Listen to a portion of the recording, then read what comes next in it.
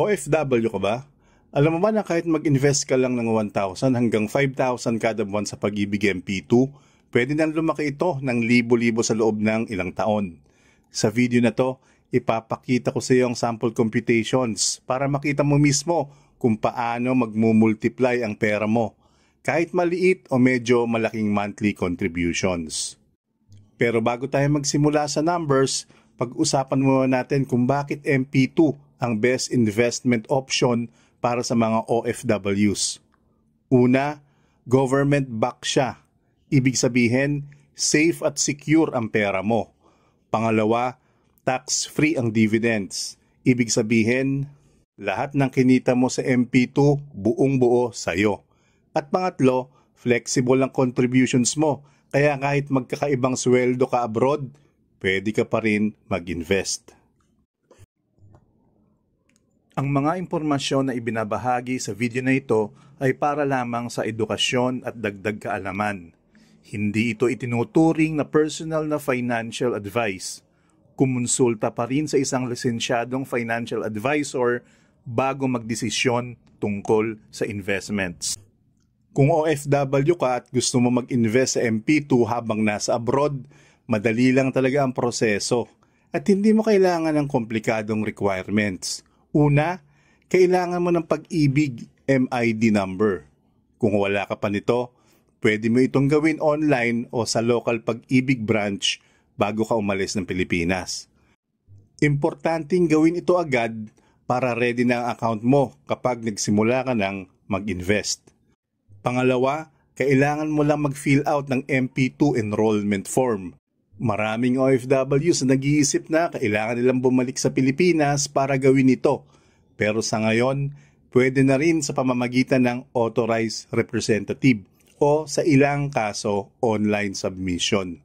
Madali lang i-process at once ma-approve, ready ka na magpadala ng monthly contributions kahit nasa abroad ka pa. Pangatlo, planuhin mo ang monthly contribution mo. 1,000, 2,000, 3,000, 4,000, 5,000. Depende sa budget at sa kakayahan mo bilang OFW. Tandaan, kahit maliit lang ang halaga, basta consistent ang payments, makikita mo ang growth ng pera mo sa loob ng ilang taon. Sa susunod na segments, ipapakita ko na sa iyo ang actual computations para makita mo mismo kung paano nagmumultiply ang pera mo at kung gaano kalaki ang pwede mong maipon sa MP2. By the way, kung gusto mo ring magsimula sa pag-aaral ng pera at investments, iniligay ko sa description yung mga top financial books na personally kong nire-recommend. Affiliate links yan. Ibig sabihin, kapag bumili ka gamit yung link, may maliit akong komisyon pero walang dagdag na bayad sa'yo. Sa ganitong paraan, natutulungan mo rin akong makagawa pa ng mga free videos tulad nito. Maraming salamat sa support. Ang minimum amount na pwede mo ihulog sa Pag-ibig MP2 ay 500 pesos. Pero sa ating examples, sisimulan natin sa 1,000 kada buwan sa loob ng 5 taon.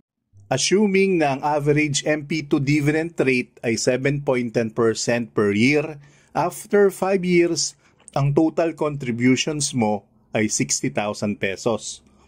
Pero dahil sa dividends, pwede itong lumaki ng halos 71,805.97 pesos.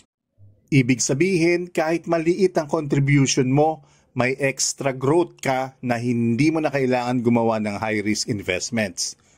Susunod, titingnan naman natin kung paano lumalaki ang mas malalaking monthly contributions. Kung mag-invest ka naman ng 2,000 pesos kada buwan, doubled ang monthly contribution kaya mas mabilis ang growth.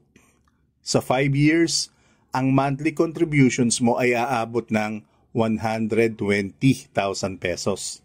At kasama ang dividends, pwede itong umabot ng halos 143,611.93 pagdating ng maturity. Makikita mo, maliit lang ang dagdag kada buwan, Pero malaking difference na ito sa total growth ng pera mo. Next, 3,000 kada buwan. Ang total contributions after 5 years ay 180,000. At sa average na 7.10% dividend per year, pwede itong umabot ng 215,417.89 pesos. Ang importante dito, habang tumataas ang monthly contributions mo, mas mabilis na nagmumultiply ang pera mo. Yan ang beauty ng MP2. Kahit maliit ang puhunan mo, consistent contributions plus compounding ang magpapalaki sa pera mo. Ngayon, kung 4,000 kada buwan sa loob ng 5 taon, ang total contributions mo ay 240,000 pesos. At kasama ang 7.10% annual dividend, pwede itong umabot ng 287,223.88 pesos. Ang interesting dito, makikita mo na kahit dagdag lang ng 1,000 sa buwan ng investment mo, lumalaki ng noticeably ang total savings mo. Dito rin mararamdaman mo ang power ng steady investing. Hindi mo na kailangan ng malaking pera kaagad, basta consistent, unti-unti at smart. Lumalaki ang pera mo ng natural at stress-free. Ngayon, 5,000 kada buwan para sa mga OFWs na kaya mag-invest ng medyo malaking halaga. Ang total contributions after 5 years, 300,000 pesos. At kasama ang dividends, pwede itong umabot ng 359,029 pesos and 83 centavos. Dito mo makikita ang real power ng consistent investment plus compounding. Kahit 5 years lang, pwede nang lumaki ang pera mo ng sobra sa ininvest mo. At tax-free pa. Isa sa pinaka-importanting tanong ng OFWs, paano nga ba may ipadadala ang buwan ng contribution sa MP2 habang nasa abroad? Mahalaga ito dahil para tuloy-tuloy ang paglago ng iyong investment, kailangan regular ang hulog. May dalawang pangunahing paraan para gawin ito. Una, through authorized representatives. Pwede mong ipaubaya sa pamilya o kaibigan sa Pilipinas ang pagbabayad ng MP2 contributions mo. Kadalasan, kailangan lang nilang dalhin ang tamang dokumento o authorization para maiproseso ng maayos ang hulog sa branch. Ito ay magandang option kung wala kang online banking o remittance option na direktang konektado sa MP2 account mo. Pangalawa, online remittance or bank transfer. May mga ilang bangko at remittance centers ay may MP2 payment facilities. Kaya pwede mong ipadala ang hulog diretso sa account mo mula sa ibang bansa. Sa ganitong paraan, hindi na kailangan pang dumaan sa representative at mas mabilis at convenient, lalo na kung sanay ka sa digital banking. Ito ang magandang tip. Ano man ang method na pipiliin mo, siguraduhin na on-time ang payment kada buwan. Ang regular na hulog ay susi para sa tuloy-tuloy na pag-grow ng investment mo at para masulit ang benepisyo ng MP2. Para mas mapalaki ang kinikita mo sa MP2, mahalaga na hindi lang basta mag-invest kundi smart at consistent ang approach. Narito ang ilang tips. Una, consistent contributions. Kahit maliit lang ang halaga na naiipon mo kada buwan, mas mahalaga ang regularity kaysa sa laki ng contribution. Ang tuloy-tuloy na hulog ay nagbubuo ng mas malaking investment sa paglipas ng panahon. Pangalawa, increase contributions kung pwede. Kapag may extra sweldo o bonus ka, magandang dagdagan ang monthly contributions mo. Mas mataas na hulog, mas mabilis ang paglago ng kinikita mo dahil sa compounded dividends. Pangatlo, don't withdraw early. Ang MP2 ay pinaka-beneficial kapag naiwan sa account ng 5 taon o higit pa. Mas mahaba ang panahon, mas malaki ang interest at dividends na may ipon. Iwasang mag-withdraw bago ang maturity kung gusto mong makuha ang full growth potential ng investments. Pang-apat, track dividends yearly. Mahalaga rin na i-monitor ang dividends mo kada taon.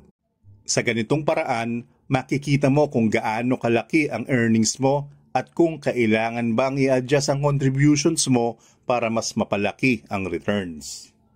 Sa pamamagitan ng consistent, strategic at patient na approach, mas magiging rewarding ang MP2 investment mo sa long term. Pagdating sa withdrawal, pwede mo itong gawin pagsapit ng maturity or ng 5-year term o kapag nag-renew ka sa next term. Pwede mong i-roll over para mas lumaki pa ang pera mo.